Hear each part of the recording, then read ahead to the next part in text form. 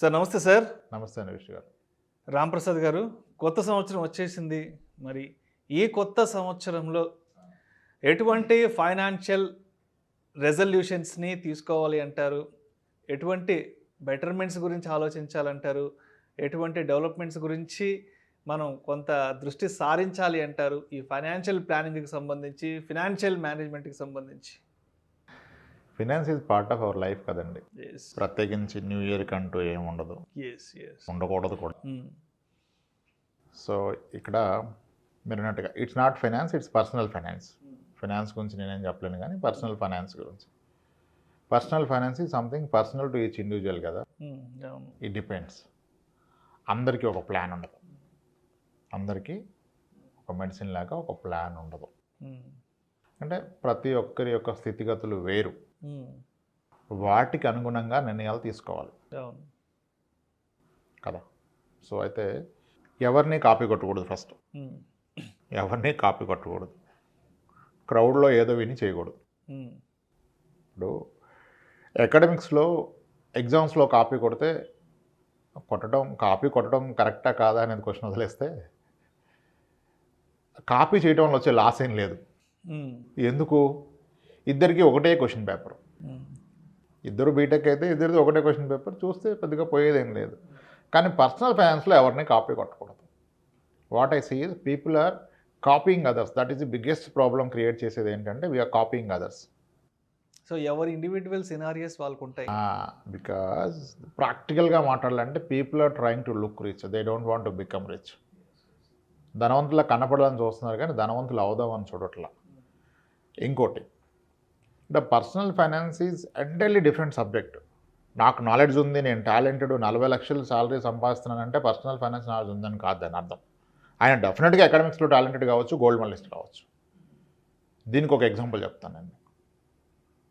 Summer in 2011 మే మంత్లో అమితాబ్ బచ్చన్ కౌన్ Banega కరోడ్పతిలో the first and టిల్లెట్ అదే చేస్తాను అనుకుంటా 5 crores విన్నర్ ఉన్నారు. సుశీల్ కుమార్ బీహార్ నుంచి 5 crores విన్ అయ్యాడు. కౌన్ బనేగా కరోడ్పతిలో 5 crores విన్ అవ్వాలంటే చాలా జనరల్ నాలెడ్జ్ ఉండాలి, అసలు పీక్స్లో ఉండాలి. Because is a civil aspirant, civil services prepare అవుతున్నాడు. Is also somewhere in to teaching or computer ఆపరేటర్గా చేస్తున్నాడు ప్రైవేట్ స్కూల్లో.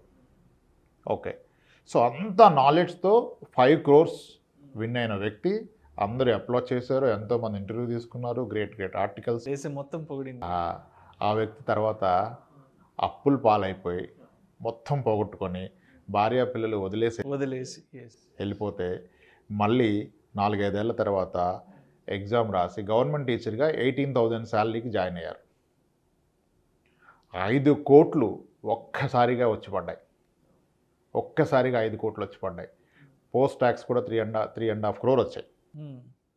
3.5 crore అప్రాక్సిమేట్గా వస్తే, అంత మనీని ఏం చేశాడు ఆయన? మరి చాలా నాలెడ్జబుల్ కదా, ఆ నాలెడ్జ్ లేకపోతే గవర్నమెంట్ కరోడ్పతిలో రాదు కదా. ఆయన నాలెడ్జ్ వేరు, ఫైనాన్షియల్ నాలెడ్జ్ వేరు. మీ జనరల్ నాలెడ్జ్ వేరు, ఫైనాన్స్ మీద ఉన్న నాలెడ్జ్ వేరు. ఇట్స్ ఆల్ మీ ఫ్యూచరు, డబ్బుకి, మీ మనీకి మీకున్న రిలేషన్ డిసైడ్ చేస్తుంది. How better your treating your money. ఆయన ఏం చేశాడంటే, ఎవ్వరూ కావాలని తప్పు చేయరు. 5 కోట్లు వచ్చాక ఆయన ఒక సెలబ్రిటీ అయిపోయాడు. ఢిల్లీలో ఏదో క్యాబ్స్ బిజినెస్ స్టార్ట్ చేశారు, చారిటీలు ఇచ్చారు, చాలా ఈవెంట్స్ అటెండ్ అయ్యారు. విపరీతమైన చెడు అలవాట్లకైనా అలవాటు పడిపోయారు. బాలీవుడ్కి వెళ్ళారు ఏదో చేద్దామని, సీరియల్స్ తీశారు, డైరెక్టర్గా ట్రై చేశారు. ఆఖరికి ఏమయ్యారు? మళ్ళీ రోడ్డు మీదకి వచ్చేసి మళ్ళీ కాంపిటేటివ్ ఎగ్జామ్స్ రాసి అట్ లాస్ట్ గవర్నమెంట్ టీచర్గా 18,000తో మళ్ళీ తిరిగి తన కెరీర్ స్టార్ట్ చేశాడు ఆయన, సుశీల్ కుమార్.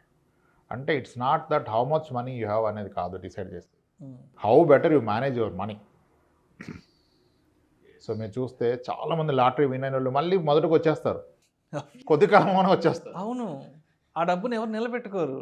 అంటే లాటరీ వచ్చిన రోజు ఏదో ఆ రోజు ఏదో పెద్ద సెలబ్రిటీ లాగా ఫీల్ అయిపోతారు. 2-3 ఏళ్ళ తర్వాత చూస్తే మళ్ళీ సేమ్ పొజిషన్లో ఉంటారు. అందరూ అప్పుడే హైప్ ఇచ్చి పబ్లిసిటీ ఇస్తారు, కానీ తర్వాత పరిస్థితి, తర్వాత ఏం జరిగిందని ఎవరు చెప్పరు.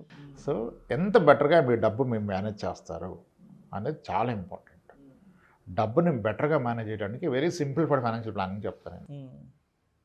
ప్రతి వ్యక్తి తన జీవితంలో టాప్ ప్రయారిటీ ఫైనాన్షియల్ పరంగా ఏంటి? ఫైనాన్షియల్ పరంగా ఇబ్బందులు తెచ్చే టాప్ ప్రాబబిలిటీస్ ఏంటి? 2 P's. ప్రయారిటీస్ అండ్ ప్రాబబిలిటీస్ తెలుసుకోవాలి. ఎస్. టాప్ ప్రయారిటీ వ్యక్తికి ప్రతిరోజు ఏదో ఒక ప్రయారిటీ ఉంటుంది. ఈరోజు ఎర్లీగా ఆఫీస్కి వెళ్ళటం, ఎర్లీగా ఇంటికి రావటం, మధ్యాహ్నం బయట తినటం, ఈవినింగ్ ఇంటికి తేవడం కాదు. నీ లైఫ్ టైంలో ఫైనాన్షియల్ పరంగా టాప్ ప్రయారిటీస్ ఏంటి అర్థం చేసుకోవాలి. అవి టిపికల్గా ఏమవుతాయి?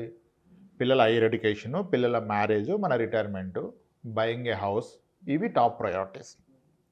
వీటిలో టాప్ మోస్ట్ ఏంటో ఐడెంటిఫై చేసుకొని అవి ఏ ఇయర్లో నాకు వస్తాయి, ఈ అవసరం ఏ ఇయర్లో వస్తుంది, నా పాప పెళ్ళి ఎప్పుడు వస్తుంది, మా పాప ఎడ్యుకేషన్ గ్రాడ్యుయేషన్ ఎప్పుడు వస్తుంది, నేను రిటైర్మెంట్ ఎప్పుడు అవ్వాలంటే ఆ రోజు నాకు ఎంత మొత్తం అవసరం, దానికి నా దగ్గర ఉన్న ప్లాన్ ఏంటి, అంటే దేంట్లో ఇన్వెస్ట్ చేయాలి, ఎంత మేరకు చేయాలి, ఫస్ట్ ఫిగర్స్ తెలవాలి మీకు. ఆ రోజు అవసరమైన ఫిగర్స్, ఈ రోజు కాదు, ఇన్ఫ్లేషన్ ఫ్యాక్టర్ చేసి తెలుసుకోవాలి. వాటికంటూ ఒక ప్లాన్ పెట్టుకోవాలి. ఫస్ట్ ముందుగా ఈ ఇయర్కి ఉండకూడదు ప్లాన్. 2023లో ఏం చేయాలి కాదు, నా 2034లో మా పాప గ్రాడ్యుయేషన్కి వస్తే, ఇప్పుడు 5 ఏళ్ళు ఉన్న పాప 34లో 35లో గ్రాడ్యుయేషన్కి వస్తే ఆ రోజు నా పాప కాలేజ్ ఫీజు ఎంత అవుతుంది? ఈరోజు 20 లక్షలు అయితే ఆ రోజు ప్రాబబ్లీ 50 లక్షలు అవుతుంది. ఆ 50 లక్షలు నా దగ్గర ఏం ప్లాన్ ఉంది? నా రిటైర్మెంట్ 30 ఏళ్ళ తర్వాత వస్తే, 20 ఏళ్ళ తర్వాత వస్తే నా నెలవారీ ఖర్చు ఎంత అవుతుంది? ఈ రోజున్న ఖర్చు అయితే అవదుగా, ప్రతి 10 ఏళ్ళకి ఖర్చు రెట్టింపు అవుతుంది. సో అప్పుడు ఎంత అవుతుంది? దానికి నేను ఏం ఏర్పాటు చేసుకుంటే అవుతుంది. ఇది ఫస్ట్. మాతో ఇవన్నీ లాంగ్ టర్మ్, ఇవన్నీ చేస్తూ పోతే అచీవ్ అవుతాం. ఈరోజు రియలైజ్ చేస్తేనే అచీవ్ అవుతాం. సో లాంగ్ టర్మ్ గోల్స్ ఏంటనేది మనం ఐడెంటిఫై చేసుకోవాలి. ఫస్ట్ లాంగ్ టర్మ్ అడ్రస్ చేసి ఎక్సెస్ మనీతో షార్ట్ టర్మ్ అటెండ్ చేయాలి. షార్ట్ టర్మ్ ఎప్పుడు బిగ్గర్ గోల్స్ ఉంటాయి. ఇప్పుడు 3 కోట్లు ఇల్లు కొనొచ్చు, ఇద్దరు వర్కింగ్ ఉంటాయి, కానీ రాబోయే 15 ఏళ్ళు ఈ 3 కోట్లు అప్పు తీసడానికే సరిపోద్ది. ఇంకా అప్పుడు లాంగ్ టర్మ్ ఏమి మిగిలి ఉండవు అక్కడ. So long term goals identify చేసుకోవాలి. ఆ గోల్స్ని డిస్టర్బ్ చేయగలిగిన కొన్ని ఉన్నాయి లైఫ్లో, అవే ప్రాబబిలిటీస్. అంటే ఆరోగ్యపరమైన సమస్యలు వస్తే, ఆరోగ్యపరంగా ఎక్కువ ఖర్చు అయితే, లేదా వ్యక్తిగా ఉన్న రిస్క్ అయి చనిపోతే ఏంటి అంటే ఆ 2 ఇన్సూరెన్స్లు. సో ఫస్ట్ ఈ ప్రాబబిలిటీస్ ఏంటి? హెల్త్ పరంగా ఎంత పెద్ద ఇబ్బంది వచ్చినా అది నా ఫ్యామిలీకి బర్డెన్ అవ్వదు. నేను ఒక 50 లక్షలు కవరో 1 crore కవరో తీసుకున్నాను హెల్త్ ఇన్సూరెన్స్, నేను 50 లక్షలు 1 crore చెప్తాను. అందరూ అంటారు ఎందుకు అంత అంటే ఏముండదు డిఫరెన్స్. ఒక 5 లక్షల హెల్త్ ఇన్సూరెన్స్ పాలసీకి 1 crore హెల్త్ ఇన్సూరెన్స్ పాలసీకి మా అంటే 15,000 డిఫరెన్స్ ఉంటుందండి ప్రీమియం పర్ ఇయర్. 30 ఏళ్ళ వయసులోపు ఉన్న ఫ్యామిలీలో ఈ 15,000 అంత మొత్తం నేను కట్టను, నాకు 5 చాలంటే మరి ఈ 15,000 కట్టడానికి వెనక ముందు ఆడే వ్యక్తికి రేపు ఒకవేళ క్లెయిమ్ 20 లక్షలు వస్తే ఎలా కడతాడు? 15,000 కట్టే స్తోమత లేని వ్యక్తి 5 లక్షల పాలసీ తీసుకుంటే రేపు పొరపాటున 15 లక్షలు ఖర్చు వస్తే ఎలా కడతాడు?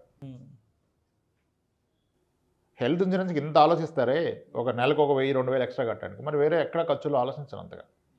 ఇన్సూరెన్స్ అంటేనే రకరకాల లెక్కలు వేసుకుంటాం ఇంట్లో కూర్చొని. సో ఫస్ట్ సరిపడా హెల్త్ ఇన్సూరెన్స్ ఖచ్చితంగా తీసుకోవాలండి. 5-10 సరిపోదు. ఒకప్పుడు నీ రీప్లేస్మెంట్ 60,000 ఉండేది సరిగా 10 ఏళ్ల క్రితం. ఈరోజు నీ రీప్లేస్మెంట్ 3 లక్షలు పైగా పోయింది. అంటే ఇంకో 10 ఏళ్లలో నీ రీప్లేస్మెంట్ 6 లక్షలు అవుతుంది, 20 ఏళ్ళకి 12-15 లక్షలు అవుతుంది. 15 లక్షలు అవుతుంది. ఇప్పుడు 5 లక్షల పాలసీ తీసుకున్నకి ఏ ప్రాబ్లం రాలే, హ్యాపీగా సాఫీగా నడిచిపోతుంది లైఫ్. అలాగే ఉంచుకున్నాడే, వాడిందే లేదు కడుతున్నానని. రేపు పొరపాటున ప్రాబ్లం వచ్చి 15 లక్షలు అయితే మీ దగ్గర ఉంది 5 కదా, 10 లక్షలు అప్పు చేయాలి కదా. దాని బదులు ఇప్పుడే దీన్ని పెంచుకోండి. న్యూ ఇయర్లో చేయాల్సింది కూర్చొని మీకు సరిపడా హెల్త్ ఇన్సూరెన్స్ ఉందా లేదా. హెల్త్ ఇన్సూరెన్స్ ఉండడం గొప్ప కాదు, సరిపడా ఉండడం గొప్ప. మీకు 5-10 లక్షలు ఉంటే దాన్ని 50 లక్షలు 1 crore చేసుకోండి. అదేమీ కాస్ట్లీ అఫేర్ కాదు. ఉన్న కంపెనీలోనే పెంచుకోండి. సూపర్ టాప్ అప్ప లేకపోతే దీన్ని ఇంక్రీజ్ చేస్తారు. అది ఫస్ట్. నెక్స్ట్ ఇందాక మనం డిస్కస్ చేసినట్టుగా టర్మ్ ఇన్సూరెన్స్ తీసుకోండి అడిక్వేట్గా. మీ అన్ని గోల్స్ రాసుకున్నప్పుడు అన్నిటికి కలిపి 4 కోట్లు అవసరం అనుకోండి. సో ఇప్పుడు 15 ఏళ్ళ తర్వాత 4 కోట్లు అంటే ఈరోజు అన్నిటికి కలిపి 1 కోటి రూపాయలు ఉంటే చాలు. ఆ 1 కోటి రూపాయలు టర్మ్ ఇన్సూరెన్స్ తీసుకోండి. రేపు మీకు ఏమైనా 1 కోటి రూపాయలు వచ్చేసింది కదా.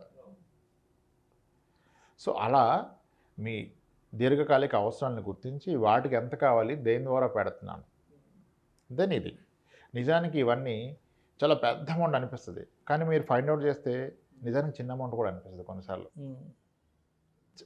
ఫైనాన్షియల్ ప్లానింగ్కి వచ్చే వాళ్ళు 80%కి క్యాపబిలిటీ ఉంటుంది, ఈజీగా అచీవ్ చేయగలరు, కానీ క్లారిటీ పెట్టుకోరు. ఏదో అనుకుంటారు. One should know what is enough అనేది కూడా తెలుసుకోవాలి. Beyond a point there is no meaning. Huge money సంపాదిస్తా 100 కోట్లు 20 కోట్లకి మీనింగే లేదు. అసలు నాకు ఎంత కావాలో అంత చేస్తే అయిపోయింది కదా. ఎంత కావాలో అంత చేసుకోండి. What is needed, what is enough అనేది తెలవాలి. అది తెలిసినప్పుడు పెద్దగా టెన్షన్ ఉండదు. అది తెలవనప్పుడు ఇంకా ఉరుకుతున్నారు. నేను పర్సనల్గా చెప్పాలంటే no one should die rich అండి. ధనవంతులకు చనిపోవాల్సిన అవసరం లేదు. కంఫర్టబుల్ లైఫ్ బ్రతికిస్తే చాలు. దానికి ఎంత కావాలో అంత కూడబెడితే చాలు. తరాలకు కూడబెట్టాల్సిన అవసరం లేదు. పిల్లలకి మంచి భవిష్యత్తుని ఇచ్చేసి ఒక ఎడ్యుకేషన్ వాళ్ళు స్వశక్తిగా బ్రతకగలిగేది చేసి మనం స్వశక్తిగా బ్రతకగలం ఎవరి మీద ఆధారపడకుండా నా 80 ఏళ్ళ జీవితం 85 ఏళ్ళ జీవితం అని ప్లాన్ చేసుకొని దానికి ఎంత కావాలో అంత కూడబెడితే చాలండి ఫైనాన్షియల్ ప్లానింగ్. దీన్ని కాంప్లికేట్ చేయొద్దు. People are more interested in making more money. అంటే ఎక్కువ రిటర్న్ రావాలి, క్విక్ రిటర్న్ కావాలి. ఎక్కడైతే మీరు క్విక్ రిటర్న్ వస్తుంది అంటారో అక్కడ క్విక్ లాస్ కూడా వస్తుంది. ఒక కాయిన్కి 2 సైడ్స్ లాగా ఇమ్మీడియట్గా పెరిగేది తగ్గేది అలాగే ఉంటాయి. ఫస్ట్ అది అర్థం చేసుకోవాలి. మీ ఇన్వెస్ట్మెంట్ అనేది మీ నిద్రని చెడగొట్టేలాగా ఉంటే అది ఇన్వెస్ట్మెంటే కాదు. చాలామంది చాలా గొప్ప గొప్ప ఇన్వెస్ట్మెంట్లు చేసి డిఫరెంట్ ట్రై చేసి క్రిప్టోలో పెట్టి ఓవర్ నైట్ అయిపోదు అనుకుంటారా? ఓవర్ నైట్ డబ్బులు రావు వాళ్ళకి. ఓవర్ నైట్ జబ్బులు వస్తాయి. జబ్బులే వస్తున్నాయి. మీరు విపరీతమైన ప్రెజర్ తీసుకొని టెన్షన్ తీసుకొని పెట్టేసి తెల్లవారి లోపల నా ఇన్వెస్ట్మెంట్ ఏమైంది, తగ్గుద్దా పెరుగుద్దా అంటే ఆ ఇన్వెస్ట్మెంట్ ఏమైనా అవ్వకపోయినా ఈరోజు జబ్బులు వస్తాయి. ఆ జబ్బులు వస్తే ఆ ఇన్వెస్ట్మెంట్ వచ్చిందా కూడా ఉంటారు. వీళ్ళు నిద్ర లేచే లోపల ఏ కార్డియాలజీ ఇంపాక్ట్ తగులుకుంటుంది. చెడగొట్టే ఇన్వెస్ట్మెంట్ ఏది వద్దు. ఓకే, కరెక్ట్గా ఫిగర్స్ ఐడెంటిఫై చేయండి. దీనికి ఇంత కావాలి, ఈ ఇయర్లో కావాలి, నాకున్న ఆస్తులు ఏంటి. లేదు ఆల్రెడీ ఉన్నాయి ఆస్తులు, పెద్దగా కూడబెట్టాల్సిన అవసరం లేదు. దీన్ని ఒక్కోదాన్ని లింక్ చేసి పెట్టుకోండి కదా. ఇది దీనికి లింక్ పెట్టుకోండి, అయిపోయింది. అక్కడికి అయిపోయింది. కొత్తగా చేసినక్కర్లేదు. అన్నీ అవైలబుల్ ఉంటాయి. ప్లేట్లో పెట్టుకోరు అంతే. కానీ ఏం లేదని ఖాళీ ప్లేట్ పెట్టుకుని కూర్చున్నారు. పక్కన తీసి పెట్టుకుంటే అయిపోద్ది. వెరీ సింపుల్ అండి. కాంప్లెక్స్ చేయొద్దు అస్సలు. Financial planning has to be very simple. రోజు చూసి రివ్యూ చేసేది అవదు ప్లాన్. మన టైం మన చేతిలో ఉండటమే ఫైనాన్షియల్ ఫ్రీడమ్. యాక్చువల్గా having your time completely in our control is financial freedom. మనం గత వీడియోలో చెప్పుకున్నాం కదా, వాచ్ లేకుండా బ్రతికే లైఫ్ రిటైర్మెంట్ లైఫ్. డబ్బు గురించి బెంగ లేకుండా టైం చూడకుండా పీస్ఫుల్గా బ్రతికేది retirement life. So priorities and ప్రాబబిలిటీస్ని అడ్రస్ చేయటమే ఫైనాన్షియల్ ప్లానింగ్. ఎక్కువ నాలెడ్జ్ పెంచుకొని ఎక్కువ రీసెర్చ్ చేస్తానంటే ప్రాబ్లీ నాలెడ్జ్ కావాలి. బట్ డబ్బుని క్విక్గా పెంచే నాలెడ్జ్ వస్తే మాత్రం అది హార్మ్ఫుల్ అని నేను పర్సనల్గా బిలీవ్ అవుతాను. That's it sir. న్యూ ఇయర్లో చేయాల్సింది review your existing investments, find out your future financial needs, make it a simple plan, ensure that మీ ఇన్వెస్ట్మెంట్లు అన్నీ కూడాను కనీసం ద్రవ్యోల్బణం కన్నా ఎక్కువ రిటర్న్ ఇచ్చేది చూసుకోండి. ప్రైమరీ అదొక్కటి చెక్ చేసుకోండి. ఖర్చులు పెరిగిపోతున్నాయి, కూరగాయలు డబుల్ అయిపోయినాయి అంటాడు. మరి నీ డబ్బు డబుల్ అవ్వకపోతే ఏం లాభం? 10 ఏళ్ళలో కూరగాయలన్నీ కిలో 15-20 రూపాయల నుంచి 40 రూపాయలు 60 రూపాయలు అయిపోయినప్పుడు 10 ఏళ్ల క్రితం పెట్టిన అప్పుడు ఇంకా డబ్బులు అవ్వాలి ఫిక్స్డ్ డిపాజిట్. మరి అప్పుడు ఏం లాభం? నీ డబ్బు పెరుగుతుందా తగ్గుతుందా? Real return. Existing investments review చేసుకోవాలి, గోల్స్ ఐడెంటిఫై చేసి ఇన్వెస్ట్మెంట్ చేసుకోవాలి sir. Thank you sir. Thank you so much Ramprasad గారు. కొత్త సంవత్సరంలో పర్సనల్ ఫైనాన్స్కి సంబంధించి ఎటువంటి జాగ్రత్తలు తీసుకోవాలి అంటే అనే అంశం గురించి మన ఆడియన్స్కు చాలా క్రిస్టల్ క్లియర్గా మీ సలహాలని సూచనలు తెలియజేశారు sir. Thank you so much sir. Right sir.